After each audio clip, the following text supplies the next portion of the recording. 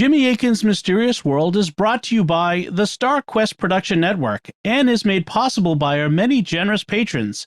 If you'd like to support the podcast, please visit sqpn.com/give. You're listening to episode 273 of Jimmy Akin's Mysterious World, where we look at mysteries from the twin perspectives of faith and reason. In this episode, we're talking about a strange reported cryptid known as flying snakes. I'm Dom Bettinelli, and joining me today is Jimmy Akin. Hey, Jimmy. Howdy, Dom. Today, we're going cryptid hunting. We'll be searching for a type of cryptid, or hidden animal, and the cryptid we'll be looking for is a type of snake. And of course, to quote Indiana Jones, why did it have to be snakes? Snakes are famous as creatures that don't have legs. They're perceived as creepy, crawly little critters that slither along the ground. But while snakes lack legs, there are ancient reports of snakes that had wings, and they could fly through the air, making them especially dangerous. What's more, one ancient historian reported seeing heaps of their bones with his own eyes. What could have been the basis of what he saw? What's behind the strange tales of flying serpents? And could they actually be real? That's what we'll be talking about on this episode of Jimmy Akin's Mysterious World. Jimmy, where does today's mystery begin? With the Greek historian Herodotus. He lived in the 5th century BC. He was born around 484 BC, and he died around 425 BC when he would have been about 60 years old.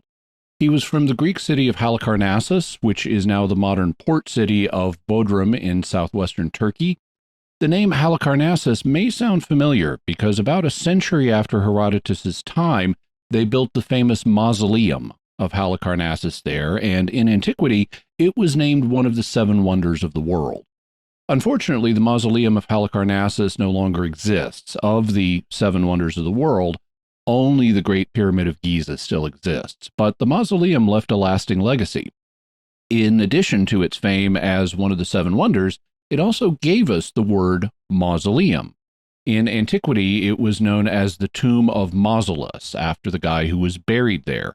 Mausolus was a ruler in the Achaemenid Empire, and after he died, he was buried above the ground in a massive tomb. So the tomb of Mausolus came to be known as the mausoleum, and today the word mausoleum continues to refer to tombs that are built above the ground.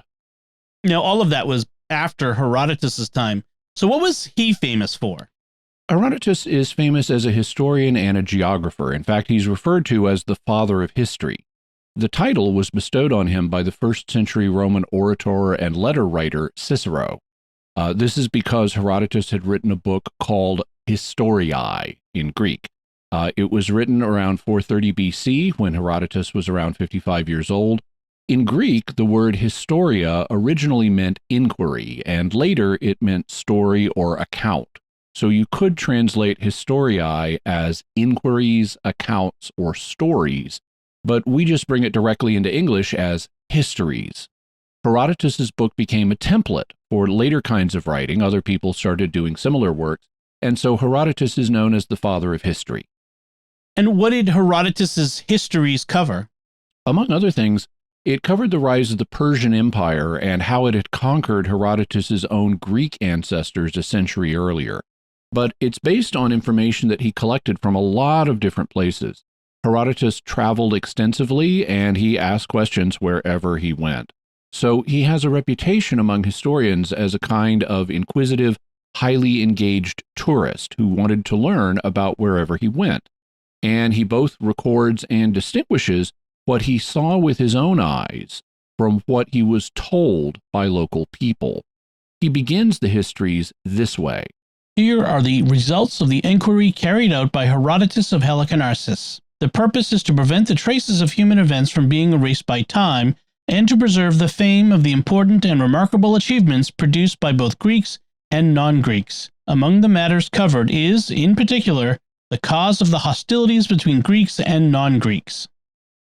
Despite the fact that he's known as the father of history, not everybody has been a fan of Herodotus. The accuracy of the histories has been challenged, And some have even referred to Herodotus rather ominously as the father of lies.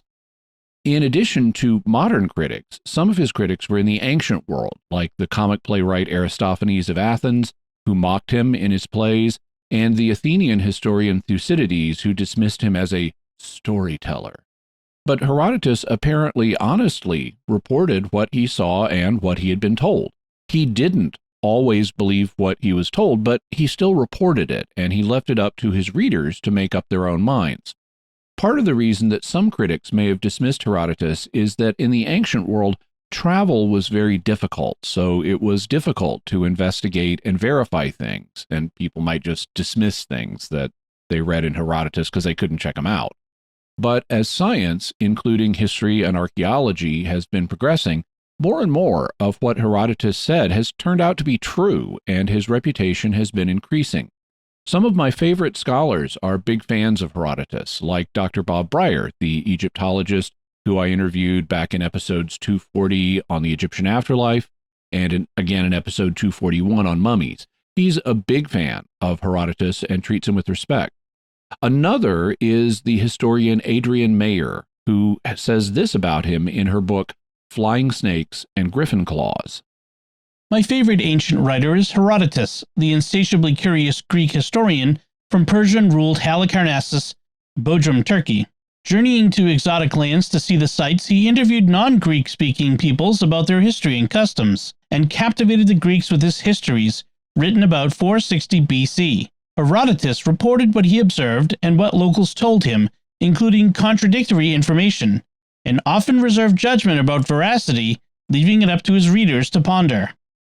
To my mind, the fact that Herodotus recorded strange claims, investigated them to the extent he could, and ultimately left it up to his audience to decide what they thought, kind of makes Herodotus the patron historian of Jimmy Akin's Mysterious World. So I like him a lot. He's my kind of guy in those respects.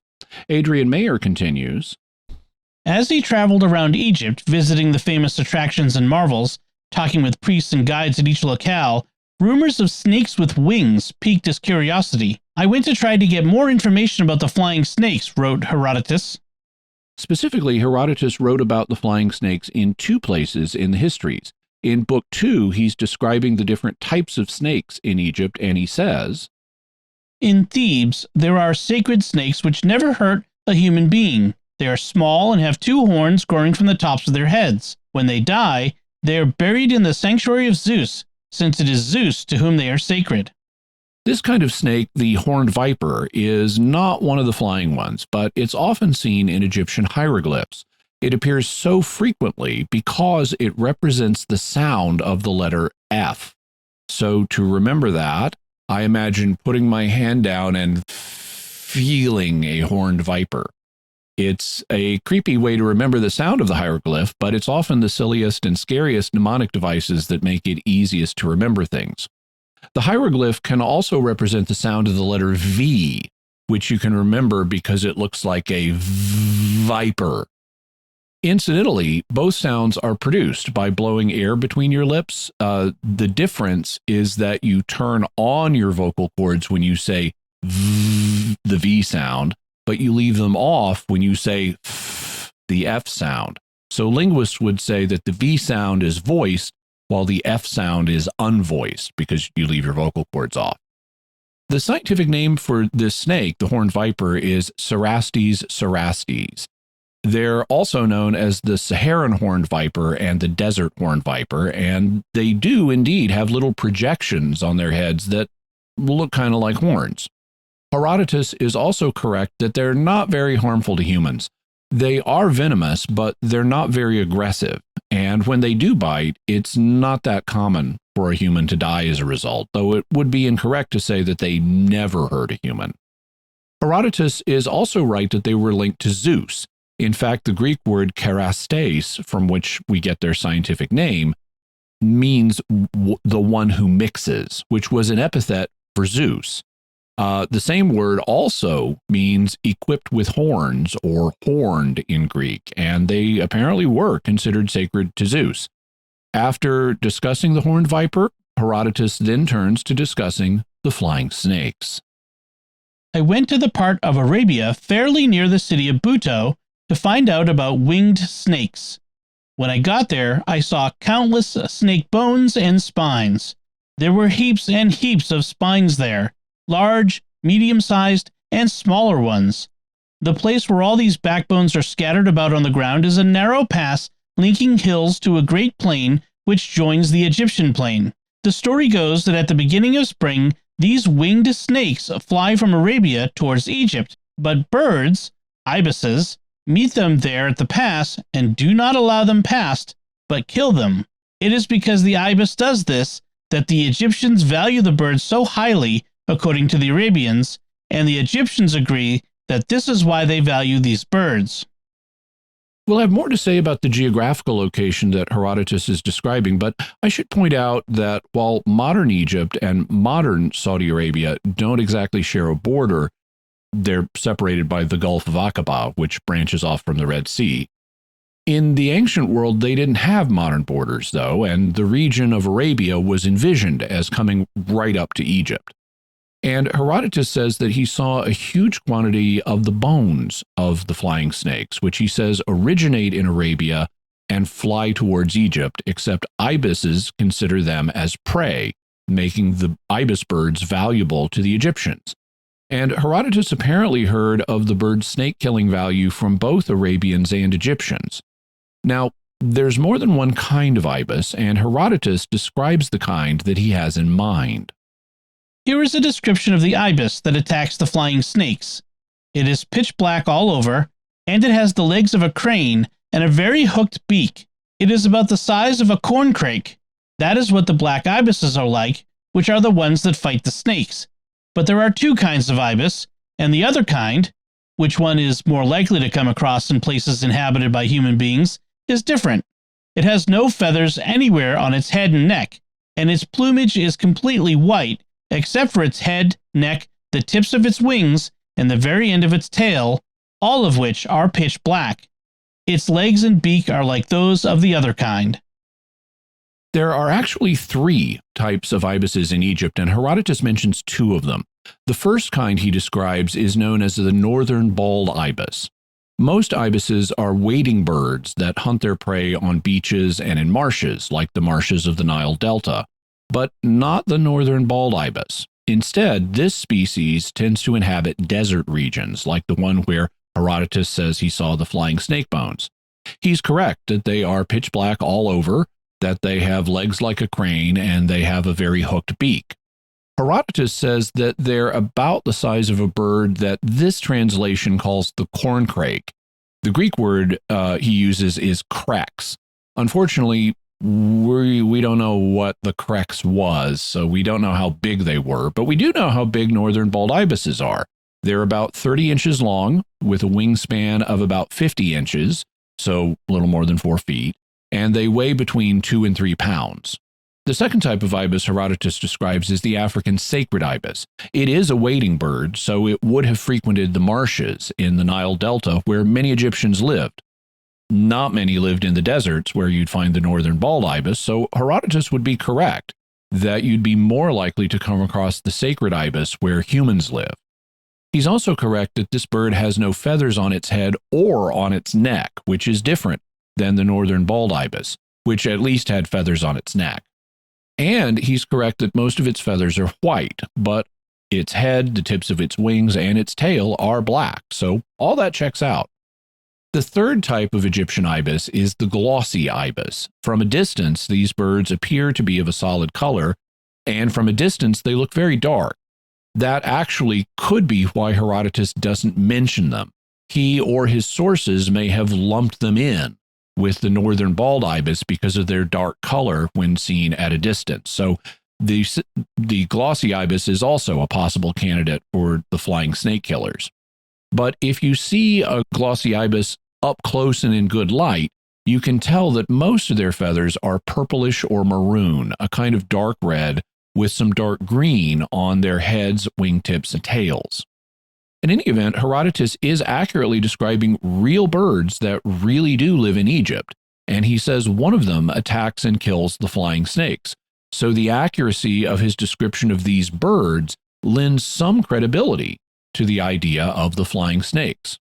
Finally, Herodotus gives us a description of the flying snakes themselves. The snakes are similar in shape to water snakes. Rather than proper feathered wings, they have wing-like membranes, which are not too dissimilar from those of a bat. That completes my account of the sacred animals of Egypt. So in thinking about the flying snakes, don't imagine them having feathered wings like birds. Instead, they have featherless membranes, which Herodotus compares to the wings of a bat. Herodotus returns to the subject of flying snakes in Book 3 of the Histories, where he writes, Arabia is the most southerly inhabited land, and it is the only place in the world which produces frankincense, myrrh, cassia, cinnamon, and rock rose resin. None of these are easy for the Arabians to get, except myrrh. They collect frankincense by burning storax resin, which Phoenicians export to Greece. Gathering frankincense requires the burning of storax because every single frankincense-producing tree is guarded by large numbers of tiny dappled winged snakes. These are the snakes which invade Egypt, and only the smoke of burning storax resin drives them away from the trees. Frankincense is a kind of tree resin. When it dries out, it's used to make things like incense and perfume, and it comes from a tree known as Boswellia sacra. So Herodotus says that in Arabia, the flying snakes live around the Boswellia trees, making them difficult to approach. He says that the Arabians burn storax resin to drive the tiny winged snakes away from the trees. Storax is another type of tree resin, which is extracted from a tree known as the Oriental sweet gum or Turkish sweet gum. And like any aromatic resin, it would produce a scent that could drive away the flying snakes from the frankincense trees. The flying snakes also had prodigious breeding powers in keeping with the huge pile of bones that Herodotus saw. He writes, The Arabians also claim that the whole world would be overrun by these snakes if they were not liable to something similar to what I know happens to vipers too. Divine providence is wise, as one would expect, and it looks as though it has arranged things so that all timid and edible creatures produce young in large quantities, because otherwise they might be eaten into extinction, while all fierce and dangerous creatures produce young in small quantities. Hares, for instance, are hunted by all wild animals and birds of prey, and by man too, and so they are very prolific. Hares are the only creatures that conceive while pregnant. A hare can be carrying fetuses in her womb at various stages of development, some with fur, some still bald, some in the process of taking shape, and some being conceived. That is what happens in this sort of case. But on the other hand, a particularly strong and brave creature, like a lioness, gives birth only once a lifetime to a single cub, because she expels her womb along with the cub. The reason for this is that while the cub is in the womb, it begins to move around, and since its claws are far sharper than those of any other animal, it scratches the womb, and eventually, as the cub grows, it rips it to shreds, until by the time it is due to be born, the womb has been completely destroyed. Here, Herodotus is engaging in a little biology or zoology in keeping with the scientific ideas of his day, or rather the ideas of natural philosophy, as science was then called. But the science of our day is somewhat better. Herodotus is correct that prey animals are typically born in much larger numbers than predators are. Prey animals like rabbits can't really defend themselves, and so lots and lots of them need to be born for their species to survive, since many of the offspring will end up becoming a lunch. On the other hand, predators like lions can defend themselves, so not as many of them need to be born for their species to survive. Furthermore, you don't really want tons of predators to be born, because if there were too many, they would run out of lunches and starve. So he's right about that. Aristotle proposed that hares can become pregnant while they are pregnant. And he was right. Biologists have recently confirmed that hares can acquire a new pregnancy while one pregnancy is already in progress, although unlike tribbles, they're not actually born pregnant. However, what's inaccurate in what Herodotus says is the idea that lionesses only have a single cub during their lifetimes. Actually, lionesses can have between 8 and 18 cubs over a lifetime, and about half of them will survive in the wild. Still, Not bad sciencing for 2,400 years ago. Herodotus then discusses the reproductive cycle of the flying snakes. The same goes for vipers and winged Arabian snakes. If they fulfilled their natural potential, so many would be born that they would make human life impossible. As things are, however, when they are mating in couples and the male is in the middle of his act, the female gets a grip on his neck and hangs on relentlessly until she is bitten right through it. So the male snake dies in the way I have just described, but the female pays for what she has done to the male, because while their offspring are still in the womb, they avenge their father by eating their way through their mother's belly, which is how they make their entry into the world. By contrast, other snakes are not a threat to human life, so they hatch their young out of eggs in large quantities. In any case, there are not as many winged snakes as there appear to be. It is just that they are concentrated in Arabia and nowhere else, whereas vipers, for instance, can be found in every country in the world. Here, Herodotus refers to two behaviors that are observed in some species in zoology. The first is when two animals are mating and one kills the other. Usually it's the female that kills the male because the female needs to survive to lay the eggs or gestate the young. And they don't typically just kill the males and leave them alone. They typically cannibalize them to get nutrients. This behavior is observed in a wide variety of lesser animals, including insects, arachnids, and even some crabs. It occurs, for example, in the insect species known as the Chinese mantis, and it's famously reported as occurring in black widow spiders. In fact, that seems to be why they're called black widows, because they're black and they eat their mates and thus make themselves widows. However, the prevalence of this behavior in black widows appears to be somewhat exaggerated. A lot of the tests done to confirm it were done in cages where, after mating, the male spider had no way of escaping, and it may not have been that the female was deliberately eating her mate. She may have just been eating any creature that was available, and the male couldn't escape, and so she ate him. But the behavior does occur in spiders, including in black widows, and Herodotus says it occurs in flying snakes, which is a little surprising. I'm not familiar with it happening with anything in the snake family, but we'd have to identify the species to know for sure. What's the other behavior that Herodotus mentions the flying snakes displaying? The other behavior is the flying snakes give birth to young live instead of laying eggs, and the young eat their way out to consume the mother. This behavior is known as matrophagy, from Greek roots that mean to consume the mother, and it is found in a variety of species, including some insects, arachnids, pseudoscorpions, nematode worms, and Caecilian amphibians, which are amphibians that are shaped like worms or snakes. The fact that snake-shaped amphibians sometimes display matrophagy could be the basis for the idea that the flying snakes do it. But there's also another possibility, because there are 3 species of snake in Egypt that do give birth to live young rather than laying eggs. They're the spitting cobra, the Nerodia water snake, and the sand boa. These snakes, though, don't actually practice matrophagy, and they do actually have eggs, but the eggs incubate inside their bodies, so people would see them giving birth to live young instead of hatching eggs, and that could have led them to think that the snakes were eating their way out. In any event, until we know what species the flying snakes are, we really wouldn't be able to tell what their reproductive behaviors are. Does anybody besides Herodotus mention the flying snakes, or is it just him? Oh no, other ancient authors also mention them. Herodotus's references are the most famous, but they are mentioned by other authors. Some of these seem to just be copying from Herodotus, but others seem to have independent sources of information. For example, some authors refer to the flying snakes forming great swarms in the sky, which is something Herodotus doesn't mention, though he does mention them flying towards Egypt at the beginning of springtime. One author that mentions the flying snakes who may surprise you is in the Bible. It's the prophet Isaiah. He mentions the flying snakes at least twice.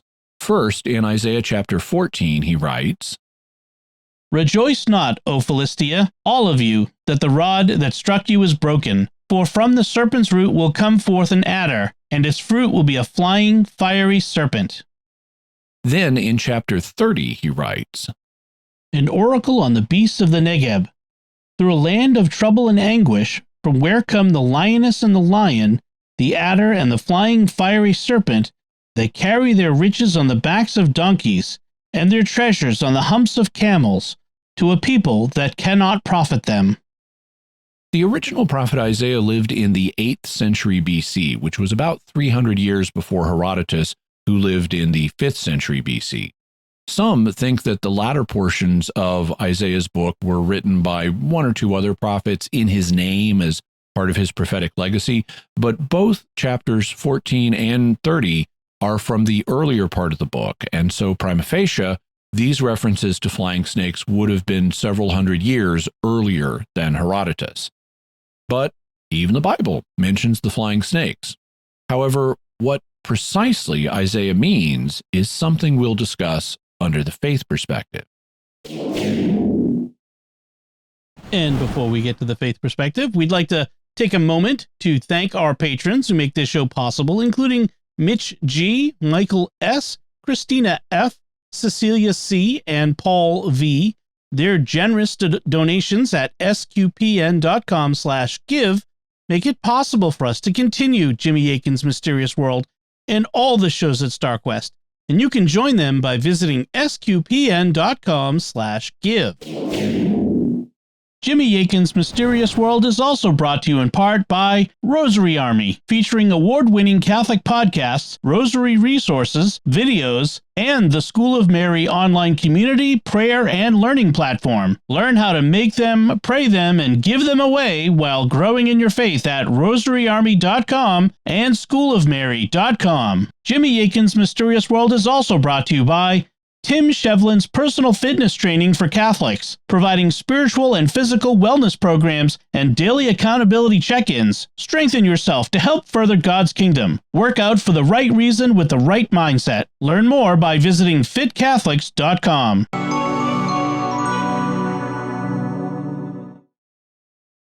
So, Jimmy, what theories are there about the flying snakes? To determine whether Herodotus's account of the flying snakes is based on any real animal, we need to consider what animal that may have been.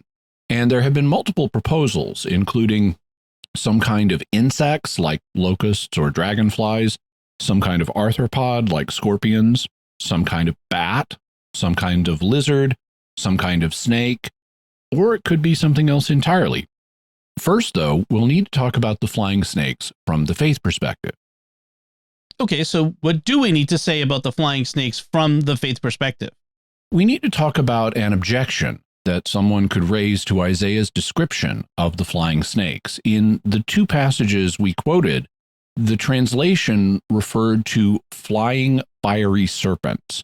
The word fiery is added by the translators. It's not there in the Hebrew, but it's not completely unreasonable. In Hebrew, the word translated fiery serpent is saraf, and it's related to a verb that is also pronounced saraf.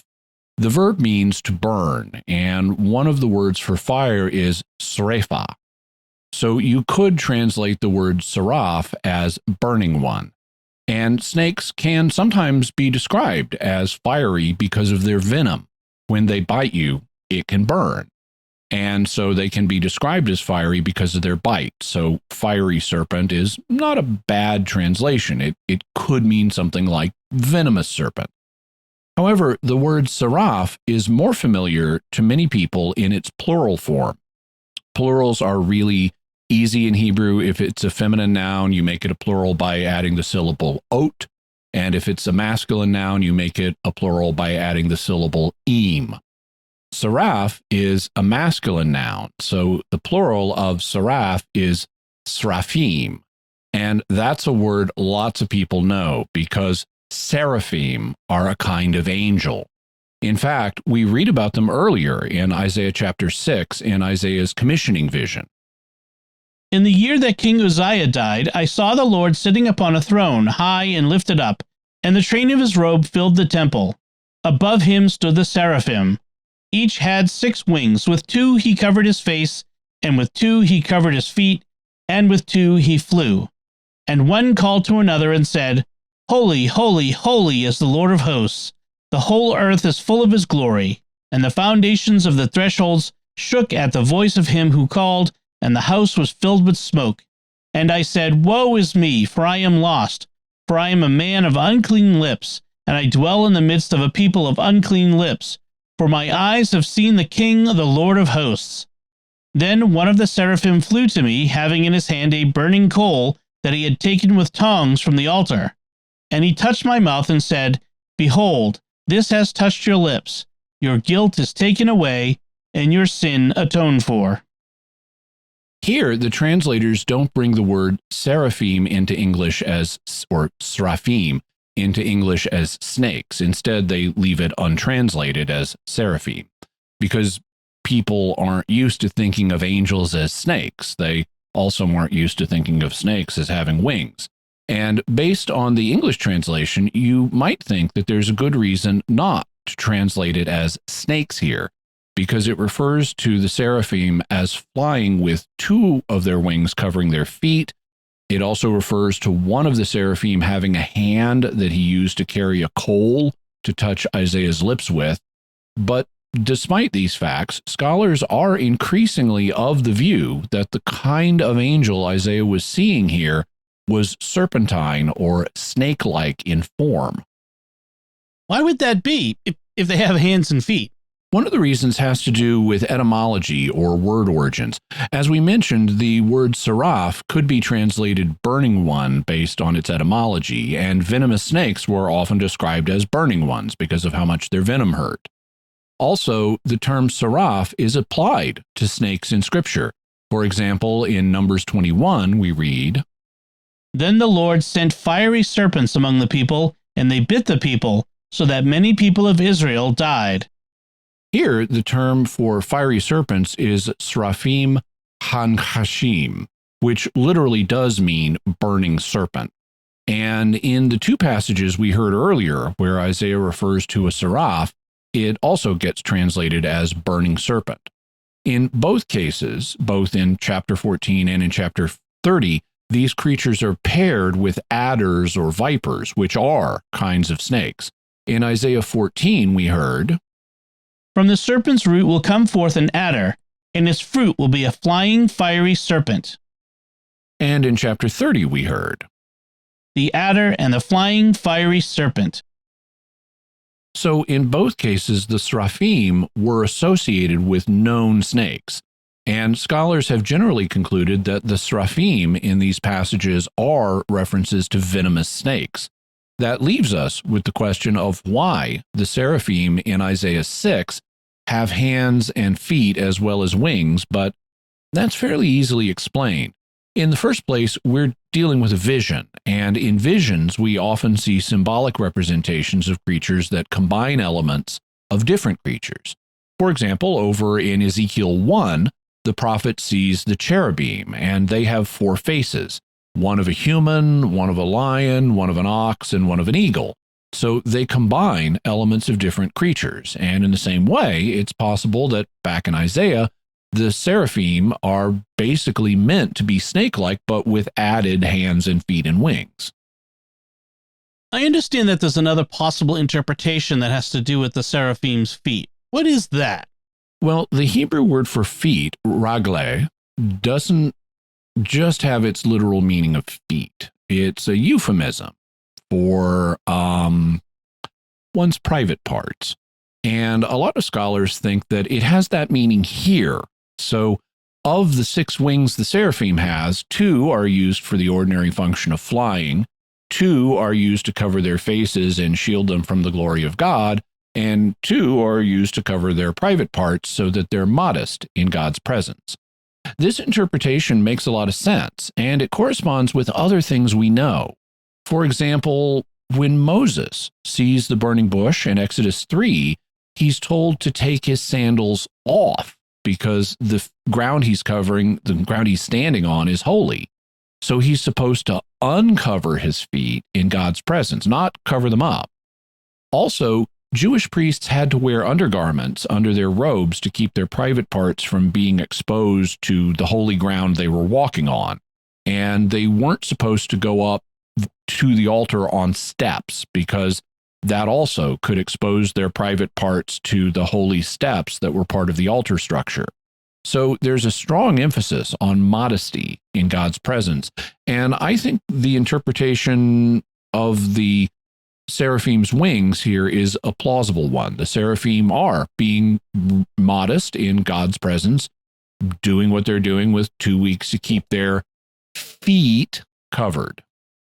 Do we have other background that could help us clarify what the seraphim were supposed to look like? We do, and it comes from Egypt, which had a big influence on the Israelites before the Exodus, and which we discussed back in episode 166 on whether the Exodus happened. And Egypt continued to have a major influence on Israel after the Exodus because it was the ancient superpower right next door to Israel. So there were lots of cultural influences on Israel coming from Egypt. And at this point, I want to say thank you to the Egyptologist Dr. David Falk, who has a YouTube channel called Ancient Egypt and the Bible. He has a video on the seraphim, and he gave me permission to use clips from it. One of the things he notes is the connection between the seraphim and fire. Not only does their name mean the burning ones, you'll also recall that one of them takes a burning coal and touches it to Isaiah's lips. So bear that in mind. In this passage, the prophet Isaiah sees the Lord sitting on a throne in his temple, and seraphim stood above him, each having 6 wings. And we can see from this that this passage is referring to the seraphim in anthropomorphic terms, as if they're sort of these semi-human anthropoid beings. And in verse 6, the seraphim selects a burning coal from the altar with tongs, picks it up with his hand, and touches the lips of Isaiah with a hot coal. So the image you're getting is that the seraphim is taking a pair of tongs, grabbing the coal, holding it in his bare hand, and then touching it on Isaiah's lips. Thus, we see from the biblical text that the seraphim is actually a kind of fire spirit, having snake-like attributes and the ability to fly. Now, while the biblical evidence for seraphim is limited, we are fortunate that evidence for seraphim is augmented by analogous symbols. We also have in Egyptian iconography a fiery snake being also one of the icons that purify things of uncleanness, which was called the uraeus. The uraeus was a cobra goddess that was often paired alongside the winged goddess or cherubim. The uraeus was most commonly placed along the frieze of architectural elements such as a temple, tomb walls, kiosks, biers, coffins, and sacred furniture. It was normally placed in a repetitive pattern surrounding the sacred space and facing outward from it. And the placement was at the top of the architectural element. Hence, like the seraphim in Isaiah 6:2, the uraeus we find in Egyptian iconography were set above whatever they were tasked to protect. Now, the function of the uraeus was to keep impurity out of sacred space by blasting it with fire that it spat out. We read, for example, in Pyramid Text 256, quote, "The flaming blast of my uraeus is that of Ernutet, who is upon me," end quote. The earliest examples of the uraeus that we find in Egyptian archaeology were found in an Egyptian mortuary temple of Zoser at Saqqara. Now, this dates all the way back to Dynasty 3. But the use of the uraeus in Egyptian iconography continues into the Roman period. So it has a very, very long history. The uraeus is also shown as a cobra with wings as well. And this appears to be the imagery that enters into Hebrew thought when they consider the seraphim. Overall, just as fire itself was seen as something that purified, the seraphim used their abilities as fire spirits to prevent defilement from entering into a sacred place. So while the cherubim purified space from within the confines of its wings, the job of the seraphim was to drive out impurity before it ever entered that space in the first place. And all that fits well with what Isaiah is seeing in his vision. In Egyptian iconography, uraeuses were snake-like figures that sat above sacred spaces. They would guard the sacred spaces, and they would use fire to purify things approaching the sacred spaces. Now, angels don't actually have a physical form, but with that as cultural background in his imagination, Isaiah pictured the seraphim as standing above the presence of God. They're guarding the presence of God, and they use fire, the hot coal, to purify Isaiah as he's in the space made sacred by God's presence. Can we use Egyptian art to get more of a sense of how Isaiah would have visualized the seraphim? Potentially, we can't be sure of the exact details, so we shouldn't put too much weight in this, but there are similarities between what we see in Egyptian art and what Isaiah may have been visualizing.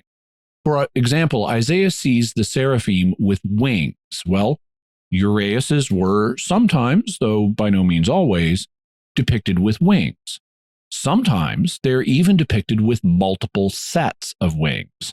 I'm specifically aware of depictions of uraeuses that have 4 wings, though I'm not familiar with any that have the full 6 that Isaiah's seraphim do.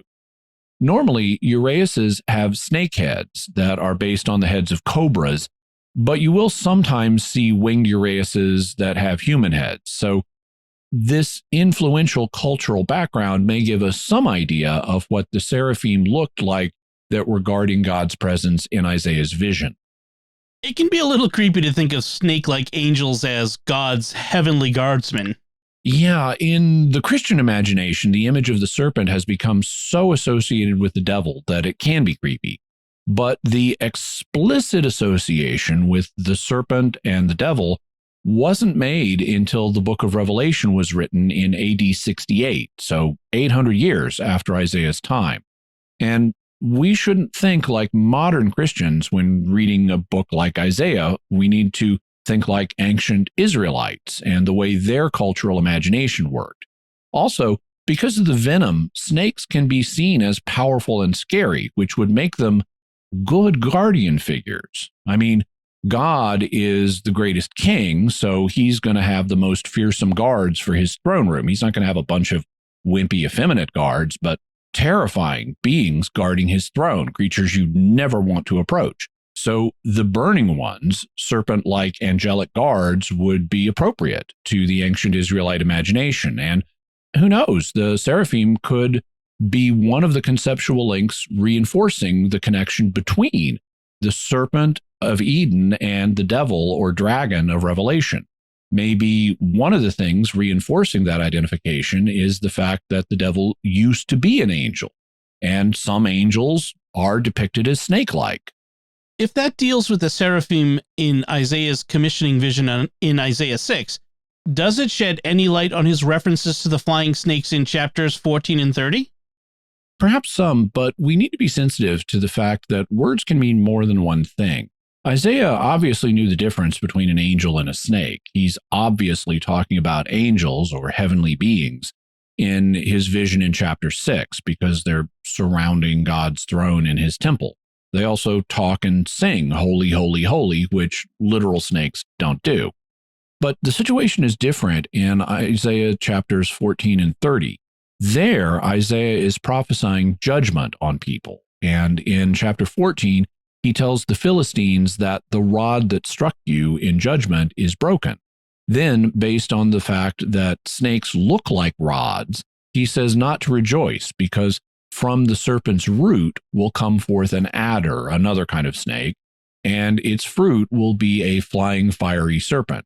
So he's not talking about literal flying snakes. Instead, he's referring to a judgment that will come upon the Philistines, and the judgment will feel like being attacked by a flying snake. So the snake is a symbol here. Then in chapter 30, Isaiah is warning not to make a political alliance with Egypt. And in the process of doing so, he describes the Negev, the southern part of Israel that has a border with Egypt. It's a dry, deserted region. In fact, the name Negev means desert. And to communicate how harsh the conditions are there, Isaiah even refers to it as a place inhabited by lionesses and lions and by adders and flying snakes. But this is a poetic passage, and the reference to flying snakes could just be poetry, using flying snakes as an image, a kind of capstone to the harshness of the place. You know, a flying snake would be the worst kind of snake. So he mentions the adders first, and then he mentions the even more dreaded flying snakes. Whether that's meant literally or symbolically, a flying snake would definitely be worse than a regular one. Just as Isaiah mentioned lionesses first and then lions, with male lions being more powerful and dangerous than female ones. So we see building images that progressively use more dangerous animals. First female lions, then the more fearsome male ones, first adders, then the more fearsome flying snakes. Because of the poetry involved in this passage, we can't say with confidence that Isaiah literally thinks that there are flying snakes in the Negev, but we can say that at least on the level of proverb and folklore, the Negev was so harsh that people pictured flying snakes as living there. Whether that's literally true or not is something we have to turn to the reason perspective to determine. Okay, so what can we say about Herodotus's flying snakes from the reason perspective? What things do we need to consider here? Basically, we have two kinds of evidence from Herodotus. First, there is the big collection of bones that he saw with his own eyes. He understood these to be the bones of flying snakes, and because he saw them with his own eyes, this is eyewitness testimony. He may or may not have been right about what he was seeing, but he saw something that we need to explain. This isn't just folklore and rumor. And second, there's what he was told by Arabs and Egyptians about the flying snakes and what could explain what they said. Then, with those pieces of evidence in mind, let's look at the different theories that have been proposed to explain the flying snakes.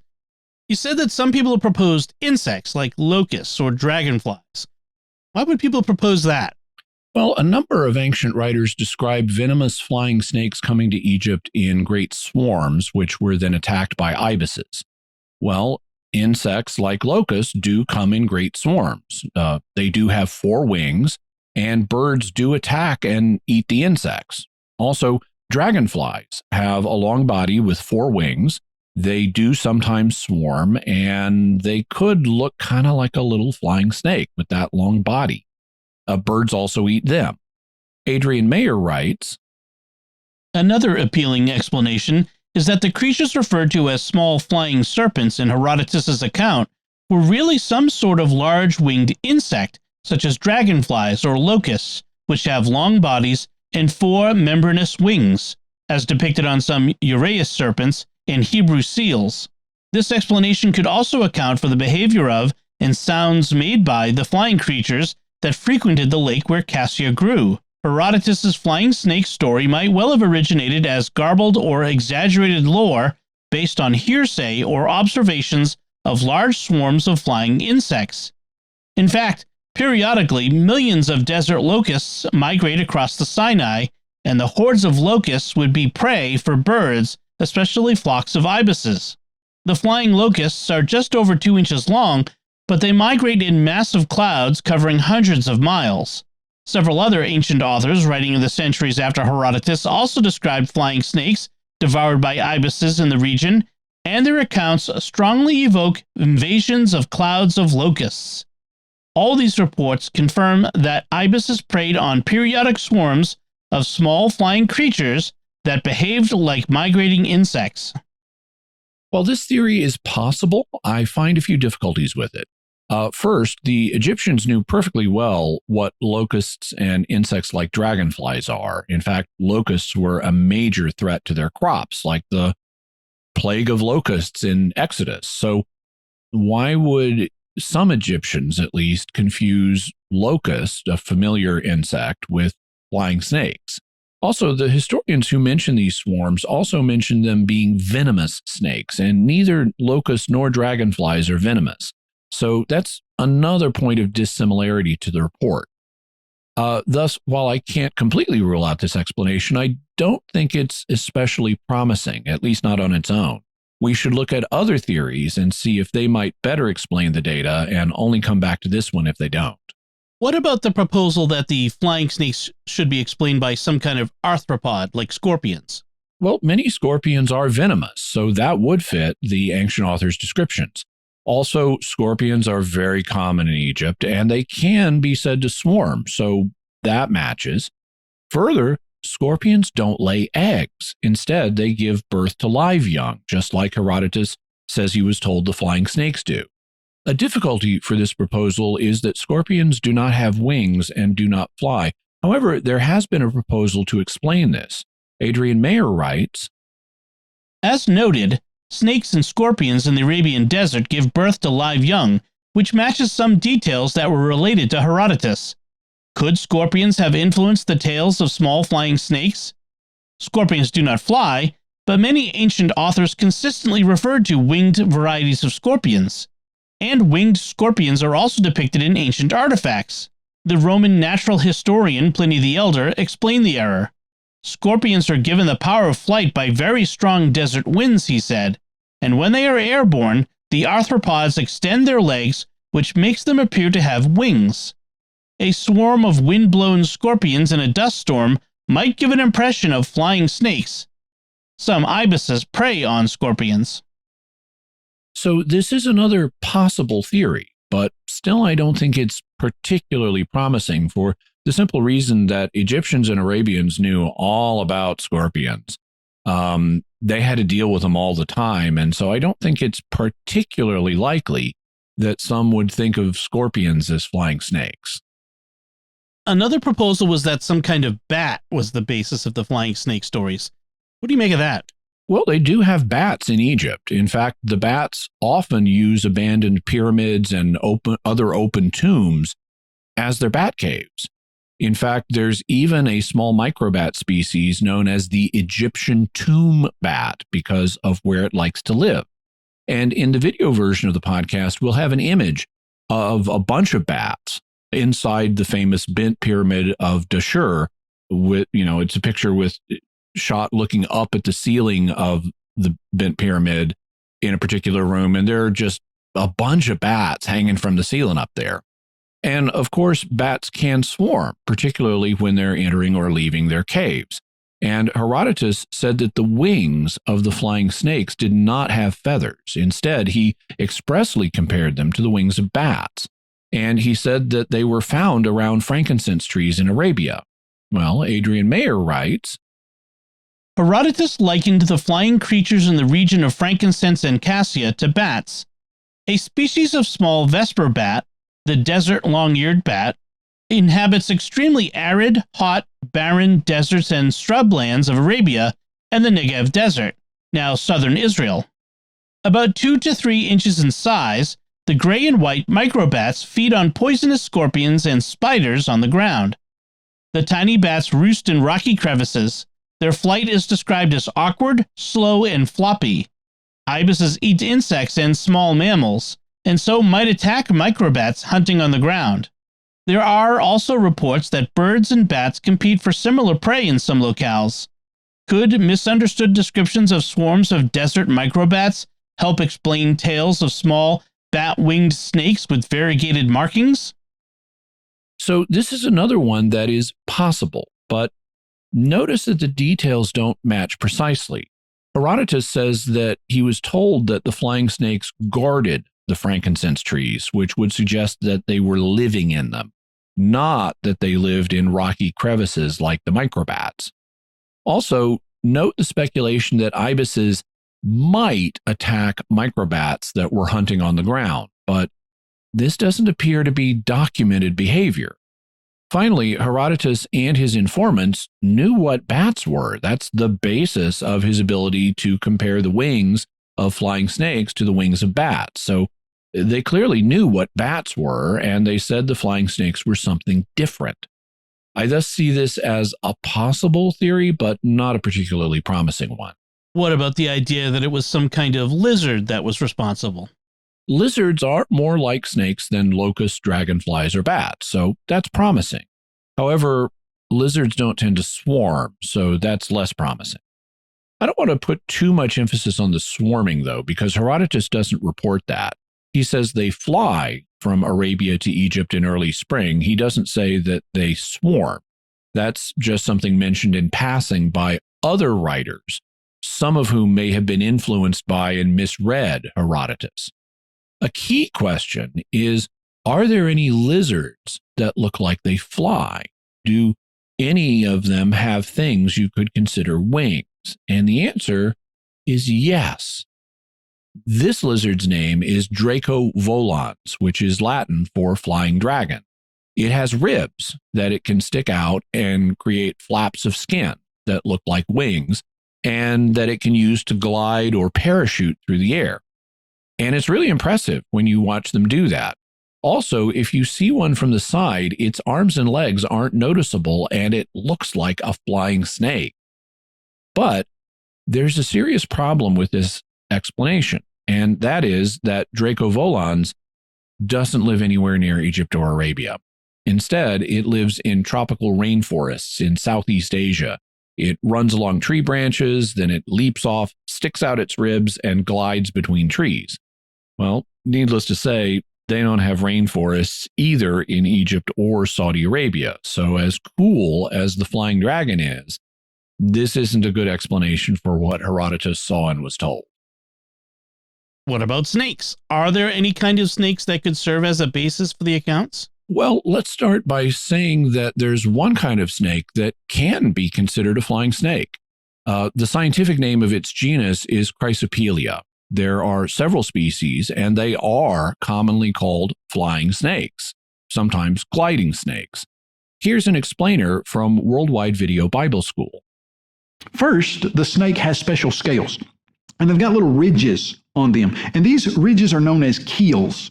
Using its ridged scales, a flying snake can push against a tree trunk and climb to the highest branches. And when it gets there, in this tree very high up where these snakes spend much of their time, sometimes it wants to go to a tree or something further away. And so, in order to do that, it finds a suitable branch, slithers to the end of it, and basically launches itself, almost like jumping off of the limb. Now, once it is in the air, the flying snake sucks in its belly and flares out its sides. And then it moves its body back and forth, almost like it's swimming, but in mid-air. So how does this help the snake? Well, it helps it by drawing the middle of its body up and spreading out its sides. It forms an air pocket along the underside of its stomach. You can see a similar design in a flying disc, like a frisbee, that has a concave shape where the sides dip down further than the middle of the disc, leaving a lip on the underside of the edge. The slithering motion in the air, well, it also helps control airflow, and it helps the snakes control where they land. And if you want to get technical, flying snakes, they don't really fly. They can't really gain altitude. Actually, it would be better if you called them gliding snakes, but flying snakes is a little more exciting. It just so happens, however, that when we talk about them gliding, they're very good gliders. Even though they don't have limbs like flying squirrels do, they are more efficient than most all of the flying mammals. In fact, some flying snakes can glide as far as 300 feet in one flight. That is the entire length of a football field. Can you imagine seeing a snake launch itself from a limb, on one end of a football field at the goal line and end up all the way at the other end? Wow, that's pretty impressive. It's no wonder we call them flying snakes. And it is really impressive and really cool. Now, this type of flying snake doesn't actually have wings. Instead, they flatten their bodies to catch the air currents. But you can imagine how, upon hearing reports of these snakes, people might add wings as part of the folklore. After all, flying things normally have wings, whether it's birds, bats, or insects. So if you're hearing about flying snakes, it would be normal to assume that they have wings, and that could enter the folklore that Herodotus heard. However, as much as I'd love these flying snakes to be the explanation for what Herodotus heard, I don't think they are, because there's a problem. And as we just heard, they crawl up into trees and then launch themselves to other trees, meaning that they're forest dwellers, and they don't have forests in Egypt or Arabia. Actually, these snakes are native to Southeast Asia in places like India and Indonesia. In fact, they live in the same territory as the flying lizards, and they sometimes hunt the flying lizards who use their flying abilities to get away from them. So these aren't a good candidate for what Herodotus heard, however cool they are. Are there any snakes in the region of Egypt and Arabia that could explain the accounts we're looking at? Actually, yes, though they're not quite as impressive. First, there are cobras. Cobras do something similar to the flying lizards and flying snakes. Cobras are a kind of snake, and like the flying lizards and flying snakes of Southeast Asia, they have ribs that they can extend. Except these ribs are up close to their heads, and they can fan out these ribs, creating folds of skin on each side of their head. In English, we refer to these folds of skin as a cobra's hood, but they also look kind of like wings. When the cobra spreads out the two sides of its hood, it looks like it's spreading wings. Adrian Mayer writes, Notably, cobras spread their neck ribs as a defensive posture, perhaps giving rise to an idea of wings. And so maybe the causal arrow pointed the other way. Instead of flying or gliding snakes giving rise to a folk belief that they had wings, maybe the image of cobras seeming to spread wings led to the folk belief that some of them could fly. Mayer continues, The locale, Buto, where Herodotus went to investigate the flying snakes, provides an important clue. Herodotus tells us that Buto was famous for its temple and the oracle of the winged cobra goddess Wadjet. Wadjet was known to the Greeks as Buto, and in Herodotus' day, the region was called the land of Wadjet or Buto. The temple of Buto was known to the Egyptians as Per Wadjet or House of Wadjet. Notably, Wadjet's symbol was a cobra, typically pictured with wings. The winged cobra symbol can be seen on the uraeus crown worn by Egyptian gods and rulers. Many fabulous golden neck pieces and other artifacts depicting winged cobras have been found in Egyptian tombs, and the image appears widely in paintings, reliefs, amulets, and ornaments. The ubiquitous iconography of snakes with wings would be quite striking to visitors in ancient Egypt. It seems safe to assume that Herodotus decided to travel to Buto to ask about flying snakes because the region was the sacred abode of the winged cobra goddess. The winged uraeus, an image of a rearing cobra with 2, sometimes 4 wings, was a popular motif in Egypt, but it also appeared in the Near East in the Bronze Age. The 4-winged version is featured on numerous seals in 8th century BC Judah. And the 8th century BC is when Isaiah lived, so maybe it was these Egyptian hooded cobra images with 4 wings that influenced his vision of the seraphim. And in any event, the wings of the cobra's hood may have led to the idea of flying snakes, and after a long folk process, that could be what was at the root of what Herodotus was told.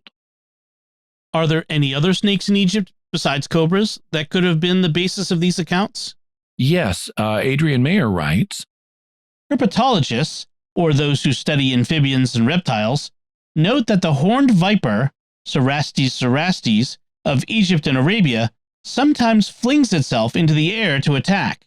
The Greek philosopher Strabo mentioned that in southern Arabia, where frankincense is gathered, dark red venomous snakes identified as the saw-scale or painted carpet viper can spring up a few feet in the air to strike. These activities could also fuel the notion of airborne snakes. So maybe it wasn't snakes flying or gliding, but snakes leaping into the air that inspired these accounts. This is a real possibility, though at present it's still only a possibility. Thus far, we've been looking at what could explain the accounts of flying snakes that Herodotus heard. But what about the enormous collection of bones that he saw with his own eyes? What could he explain that? It's certainly possible that the people near Buto, Egypt, took Herodotus out into the desert and showed him a big pile of ordinary bones of some sort, but these bones needed to at least look like they could be the bones of flying snakes, which is what he took them to be. However, there's also another possibility besides ordinary bones. Thus far, we've been quoting from the historian Adrienne Mayer and her book, Flying Snakes and Griffin Claws, but in her earlier book, The First Fossil Hunters, she discusses the way ancient people found fossils of prehistoric animals, and she makes an interesting suggestion. When Herodotus traveled to Egypt, he heard tales of flying reptiles or dragons with membraned wings. Seeking proof, he made a special trip to the vicinity of Buto, whose location is unknown. In a narrow pass opening to the desert, Egyptian guides showed him bones and spines in incalculable numbers, piled in heaps, some big and some small. This passage is one of the most cryptic in Herodotus. Classicists and cryptozoologists have long puzzled over what he saw and where. A horde of dead locusts, parachuting lizards, pterosaur fossils. All these possibilities have been proposed. Given that Herodotus was shown skeletons and not living specimens, it's worth considering what kind of fossils exist in Egypt. Could the tales of winged reptiles have been based on attempts to restore the remains of pterosaurs or even spinosaurid dinosaurs? Spinosaurs were large Cretaceous reptiles with a dorsal array of membrane spines. Buto is thought to be east of the Nile, while spinosaurs are known only in western Egypt. But this would match the later Roman writer Cicero's statement that winged reptiles occurred in the western desert. Whatever they were, the myriad spines and bones that Herodotus saw may have been fossil remains collected and placed at a shrine by the Egyptians. His description recalls the tons of fossilized bones that archaeologists found heaped at two ancient shrines along the Nile. So maybe, just like dinosaur bones are apparently the basis of dragon legends in multiple cultures, maybe fossils were the large collection of bones that Herodotus was shown, and they were the basis of the folk accounts of flying snakes. In The First Fossil Hunters, Adrienne Mayer only devoted a couple of paragraphs to this possibility, but she didn't explore it at length. Has there been any follow-up on the subject? There has, by a scholar named Karen Radner, and she and Adrienne Mayer have exchanged views in the literature. Now, I'm a huge fan of Adrienne Mayer. I really love her stuff. And the exchange between the two is all very academic and polite, but the two of them have made different proposals, which, from a scholarly perspective, creates a kind of Mortal Kombat, like, let them fight atmosphere. I know I was energized in reading their responses to each other. Then what was round one in their confrontation between the two? It occurred in 2007 when Karen Radner published an essay called Winged Snakes in Arabia and the Fossil Site of Machtesh Ramon in the Negev. We'll have a link to it so you can read it for yourself. In the paper, she notes that we appear to have an account of a second group of people besides Herodotus and his escorts who also may have seen the bones of the flying snakes. And this can potentially give us more information about where they were, which could let us follow up and figure out what the bones actually were of. The expedition that mentions them occurs during the reign of King Esarhaddon, who was the ruler of the Neo-Assyrian Empire. So he was both the king of Assyria and the king of Babylon, which had been conquered by Assyria at this point. Esarhaddon lived in the 600s BC, so he's 200 years earlier than Herodotus and about 100 years later than Isaiah. And Esarhaddon is mentioned several times in the Bible. For example, he's mentioned in Isaiah 37, where we read, Then Sennacherib, king of Assyria, departed and returned home and lived at Nineveh. And as he was worshipping in the house of Nisroch his god, Adramelech and Sharezer, his sons, struck him down with the sword. And after they escaped into the land of Ararat, Esarhaddon, his son, reigned in his place. After Esarhaddon began to reign, he naturally kept archives of annals of his achievements. And Radner writes that snakes similar to those described by Herodotus and many later classical writers are mentioned in a fragmentarily preserved clay tablet from Nineveh with a year-by-year account of Esarhaddon's military campaigns has been maintained by Assyriologists since the early days of the discipline. The specific campaign that we're interested in here is one that occurred in the year 671 BC, and here is Radner's reconstruction of what the clay tablet says about this expedition. According to the command of my lord Ashur, an idea came to my mind, and I conceived the following. I mobilized the camels of all the kings of Arabia and loaded them with water skins and water containers. 20 miles of land, a journey of 15 days, I marched through mighty sand dunes. 4 miles of land I traveled over alum, musu stones, and other stones. 4 miles of land, a journey of 2 days, I stepped repeatedly on 2-headed snakes, whose touch is deadly, but continued. 4 miles of land, a journey of 2 days, yellow snakes, spreading wings, but continued. 4 miles of land, a journey of 2 days. In sum, 16 miles of land, a journey of 8 days I marched, 20 days 7 of the border of Egypt. I set up a night camp. So this mentions Esarhaddon and his men encountering yellow snakes spreading wings. And because it gives us his travel itinerary, we can use the navigational data to figure out approximately where he was when he encountered them. I won't go through all the details of this calculation. They're a bit involved, including the fact that the miles referred to here are not modern miles. But Radner considers some possible sites and eventually identifies her candidate for where Esarhaddon and later Herodotus went. A far better candidate for identification with the bones of the winged snakes is the rich fossil deposit inside the crater of Makhtesh Ramon in Israel, about 85 kilometers south of Beersheba. Makhtesh Ramon, also known as Makhtesh Gadol, or under its Arabic name, Wadi Ruman, is a large erosional crater of a length of about 35 kilometers and a width of between 2 and 9 kilometers, surrounded by steep walls of a height of about 400 meters, and it has justly been described as a laboratory of nature.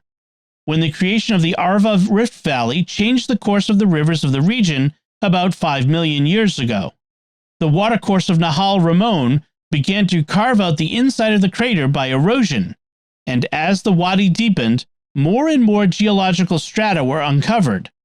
Its exposed rock sequence ranges from the Middle Triassic to the Cenomanian age and contains rich fossil assemblages. Makhtesh Ramon is situated at the transition from the central Negev highlands to the southern Negev, in the boundary zone between steppe and desert. In antiquity, it was well connected to the international road and trade network and an important station of the frankincense route, or spice route, as it is also called. And notice that Herodotus also connected the flying snakes to the frankincense trade, and they've got tons of fossils there. Of the fossils of Makhtesh Ramon, the spiral ammonites in various sizes are more obvious to the modern visitor, with diameters of 1 centimeter to more than 1 meter and openly visible and accessible on the surface of the hillsides of the crater at eyes level height. This has sadly led to major damage as a result of the last decade's increased tourist activity. Higher up on the hillsides, rich vertebrate fossil assemblages can be found, such as the remains of various sauropterygia and amphibians. It should be noted that these fossils are easy to spot as the cream-colored rock sets off the darker bones. When Esarhaddon's account speaks of yellow snakes, this description can easily be reconciled with the color of the fossils of Machtesh Ramon. And that's definitely true if you see pictures of the place. For those watching the video version of the podcast, we'll put up a picture of a spiral ammonite fossil from Machtesh Ramon. And you can see that it does indeed look light brownish yellow in color. Esarhaddon never says whether the yellow snakes with spreading wings that he saw were alive or dead, but if he was looking at these fossilized bones, he would certainly describe them as yellow, or could anyway. Also, note that Herodotus says that he saw a huge bunch of bones of different sizes, and that's exactly what the fossils at Machtesh Ramon are like. Ratner then tries to identify the specific kind of fossil that Esarhaddon and Herodotus may have thought to be flying snakes. For us, the most relevant published collection of fossils are the amphibian remains which, to a layman's eye, indeed resemble snakes with wings, fossils of long-bodied salamanders, Ramonellus longispinus, different frog species, and their tadpoles were openly visible at the so-called amphibian hill in the southeast of the crater, and have been scientifically excavated and studied. I propose to identify Machtesh Ramon as the site to which the accounts about winged snakes of Esarhaddon and Herodotus refer. Herodotus's description of the site as where a narrow mountain pass opens into a great plain, which is joined to the plain of Egypt, matches the fact that the known path leads through a cramped pass from the Negev highlands down into the crater, descending more than 400 meters into a plain that is part of the Negev Desert, the Sinai's eastern extension. Its geographical position fits both sources and makes good sense as a part of Esarhaddon's itinerary from Rapihu to Egypt. Moreover, Machtesh Ramon features visible remains of innumerable bones and backbones of vertebrate fossils, great and smaller still, some of which, especially Ramonellus longispinus, a salamander with a very elongated snake-like body, indeed evoke the idea of winged snakes. So all that sounds very promising.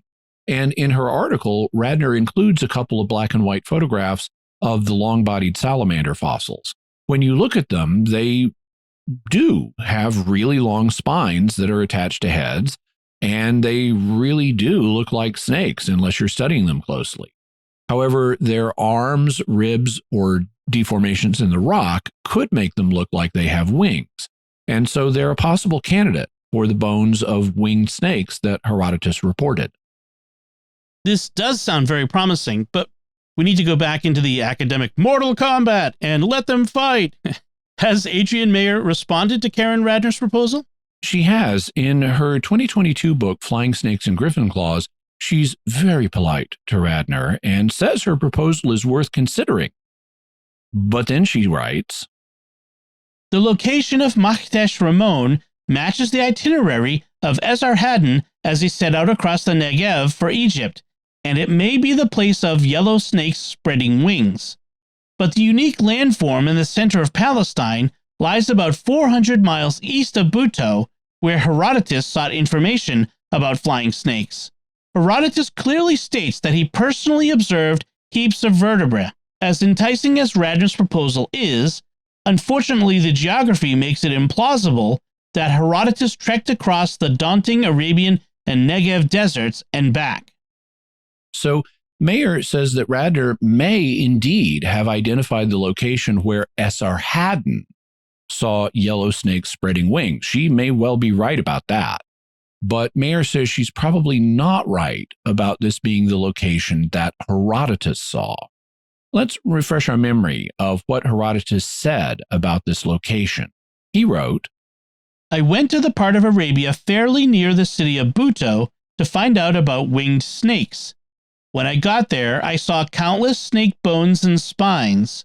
There were heaps and heaps of spines there, large, medium-sized, and smaller ones. The place where all these backbones are scattered about on the ground is a narrow pass linking hills to a great plain, which joins the Egyptian plain. So Herodotus says he went to a location fairly near the city of Buto, and when I got there, I saw the bones. In her essay, Radner tries to disconnect this site from Buto. She says, the reason why Herodotus connects Buto with his account about the winged snakes in the first place would appear to be associative. As it happens, that city's principal deity is the goddess Wajet, Uto, who was commonly depicted as a cobra, and sometimes even as a winged cobra. If a geographical connection with Buto was given only in a very general sense, what then can be gained from Herodotus' account in terms of historical geography? You can see what Radner is doing here. She regards Herodotus' reference to Buto as associative, meaning connected by topic rather than geography. She suggests that Herodotus went to Buto because of their patron cobra goddess Wajet, and her argument depends on a geographical connection with Buto given only in a very general sense. But what Herodotus said is that he went to a location fairly near the city of Buto, and when I got there, he saw the bones. That's not an associative general reference to the city. Herodotus is saying he saw the bones near Buto. So I think Adrian Mayer is right, and Machtesh Ramon probably was not the location that Herodotus saw because it isn't near Buto. Radner's site is 400 miles away, and 400 miles is a huge distance, especially in the ancient world. However, Radner very well may be correct that this was the place that Esarhaddon saw, and Herodotus may have seen fossilized bones that he was told were flying snakes. Here's what Adrian Mayer concludes about the subject. Note that in his investigation of the tale of flying snakes, Herodotus was never shown live specimens, only heaps of jumbled skeletons and spines of different sizes. One might suggest the following scenario. Egyptian and Arabic tales of flying serpents may have been a popular way of alluding to swarms of microbats, wind-borne scorpions, or periodic locust hordes. The allusion might have been taken literally when it was retold and translated in antiquity. When Herodotus asked his Egyptian guides about these creatures, the guides took him to view some mysterious deposits of bones, implying a link to the winged snakes. The jumbled bones may have been a fossil bed of unknown extinct creatures, like the sites at Wadi Natron and Machtesh Ramon. Another possibility is that Herodotus saw a large deposit of skeletal remains of present-day birds and other creatures, perhaps preserved over the years by desert minerals, such as natron, weathering out the edges of the salt marshes, which are now obliterated by the Suez Canal. Without further information, the true identity of the winged snakes of ancient Arabia remains a tantalizing enigma, but it seems likely that the idea of flying snakes arose from folk descriptions of microbats, scorpions, and/or migrating locusts as flying serpents, elaborated with natural oddities of desert creatures. These details may have been elaborated in tall tales told by Arabian spice traders to discourage others from trying to gather costly perfumes. Exaggerated or garbled stories about little-known desert denizens, plus traders' stories, merged with the very real prevalence of dangerous snakes in Egypt and Arabia, and conflated with the widespread images of winged cobras sacred to the goddess Wajet in jewelry and art and pictured on pharaohs' uraeus crowns. Heaps of extraordinary vertebrae, displayed to visitors like Herodotus, would serve to confirm a story of bizarre fauna in the region. So Mayer opts for a composite solution, where there isn't one single explanation for the flying snake account, but a combination of different factors leading to. So, Jimmy, what's your bottom line on the flying snakes? We have widespread accounts of flying snakes living in the general area of Egypt, the Israeli desert, and Arabia. And these accounts span centuries. We have Egyptian art of flying snakes that go back crazy far in history.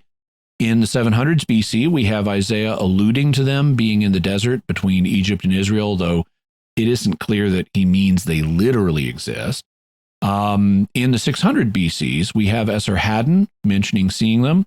In the 400 BCs, we have Herodotus mentioning the tales about them and also saying that he saw their bones. And we have multiple later writers mentioning them as well. With all these references, including people who actually saw something like Esarhaddon and Herodotus, I think we have a phenomenon that needs to be explained. However, as much as I'd like the actual flying snakes of the genus Chrysopelia to be the basis of these accounts, those snakes, which can glide really long distances that are the length of a football field, live over in Southeast Asia, not in the area we're talking about. And there don't seem to be any other living or extinct species of snake in the region that can glide such long distances, so I don't think they can be the explanation. Instead, the accounts may well be based on a variety of sources. These may include swarming creatures like locusts, dragonflies, scorpions, and bats. The sources also may have included Egyptian art that depicted spiritual beings like Uraeus and Wadjet as winged cobras. They may well have included actual snakes that lived in the region, like the Egyptian horned viper, among others, which do sometimes leap to attack. So if a snake leaped at you from a location above you, like a rocky ledge, you might well describe it as a flying snake. These snakes can move from the air, just move through the air, just not the long distances that Chrysopelia can. And finally, there may have been fossils in the area, including the fossils of Radnor's long-bodied salamanders, that also contributed to the accounts. Also, there may have been deliberate exaggeration on the part of some of Herodotus's informants, such as Arab frankincense traders who wanted to keep the sources of the valuable substance to themselves and decided to keep outsiders at bay by telling them stories about dangerous flying snakes in the frankincense trees. I thus think that Adrian Mayer is likely right that we're looking at a composite solution to this mystery that relies on several different things. However, regardless of which our creatures are the basis of the accounts, let's give the last word to World Video Bible School. They're talking specifically about the flying snakes in Southeast Asia, but the same applies to all of God's creatures, both past and present, including whatever is behind the flying snakes of Herodotus and the Bible.